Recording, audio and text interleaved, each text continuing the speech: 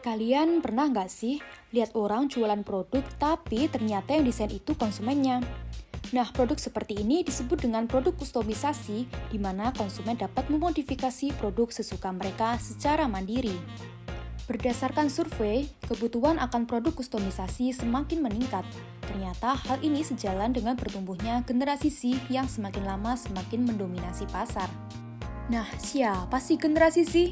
Generasi Z adalah mereka yang lahir pada tahun 1995 hingga 2012 dan memiliki karakteristik menjunjung tinggi individualitas dan keberagaman.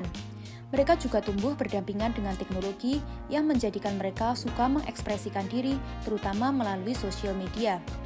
Bagi generasi Z, salah satu cara untuk mengekspresikan diri adalah dengan mengenakan produk fashion.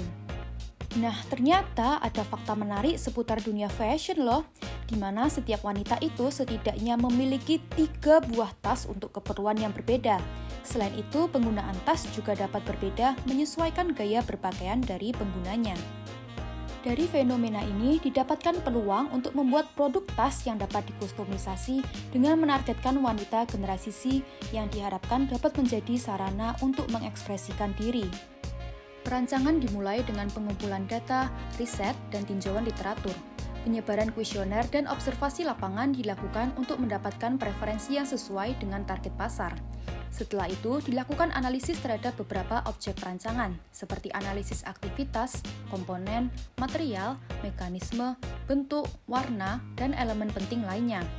Berdasarkan hasil analisis, seri pertama dalam produk tas mewakili 5 ekspresi generasi Z. Ekspresi yang pertama adalah minimalis preppy dengan kesan rapi menggunakan warna-warna netral. Yang kedua adalah girly feminim yang terlihat cute dengan warna pastel. Yang ketiga ada retro indie yang ceria dan juga colorful. Dan yang keempat ada casual boyish yang berbentuk tegas dengan warna bold. Dan yang terakhir adalah elegant glamour yang dramatis dan berkelas. Hasil analisis digunakan sebagai acuan dalam membuat ideasi sejumlah 90 sketsa yang dipilih dan dikembangkan menjadi 15 alternatif. Setelah itu, pada masing-masing ekspresi dipilih satu desain untuk dikembangkan menjadi 3D model dan nantinya akan dibuat prototipe. Selain itu, pembuatan studi model terskala juga dilakukan untuk memudahkan berkomunikasi dengan pengrajin. Pembuatan prototipe pertama pun berlangsung dan dilanjutkan dengan evaluasi desain. Hasil evaluasi ini diperbaiki pada pembuatan prototipe berikutnya yang merupakan desain final pada perancangan ini.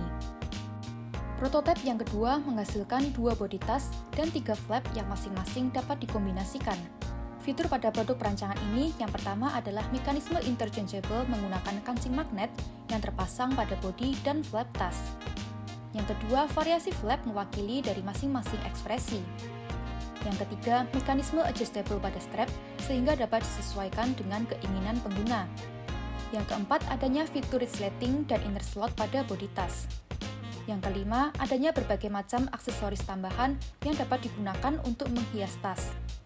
Lalu, tas ini juga dapat digunakan sebagai handbag, shoulder bag, atau crossbody bag dalam satu produk. Penggunaannya pun sudah diuji coba dalam berbagai situasi nyata. Nah, jika kalian tertarik dengan produk kami, jangan lupa follow Instagram @iconiclab_id untuk informasi lebih lanjut atau hubungi email tertera. Yuk jadi bagian dari perjalanan kami dan tunjukkan warnamu.